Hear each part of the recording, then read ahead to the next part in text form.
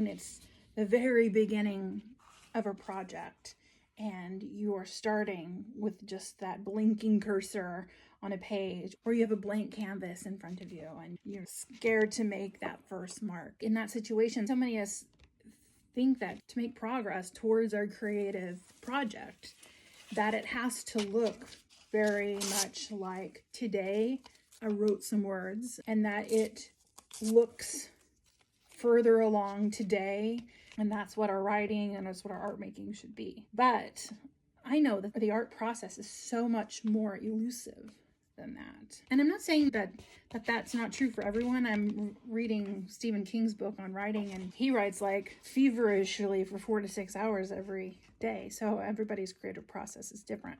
But even Stephen King talks about how his stories unfold by listening to his characters and following the story himself. He calls it like excavating bones, that you're excavating the story and that you are uncovering what's already there. I mean, Michelangelo says David is in the marble and it's his job to set them free. So in some ways of thinking, the art that you're making is already out there, and it is your job to get it down. It is your job to be true to it and to listen to it and let it flow through you like you're a channel for it. And being a creator is so much about listening.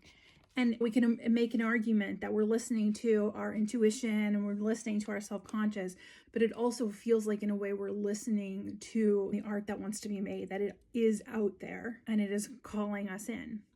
Elizabeth Gilbert calls it big magic, and in The Artist's Way, it's God. There's the muses, and it does feel like there's a magical element to it. But the art isn't fully whole in its being. It needs you to make it happen. It needs your voice, your thoughts and experiences, your expertise, your talent, and your skill, and your critical thinking and your creativity. Like, it needs you to both listen to it and to provide the vehicle to go out into the world. And so that blank page isn't representative of a work that already exists perfect in this world. It is just a place for a beginning, and it can look like bullet points.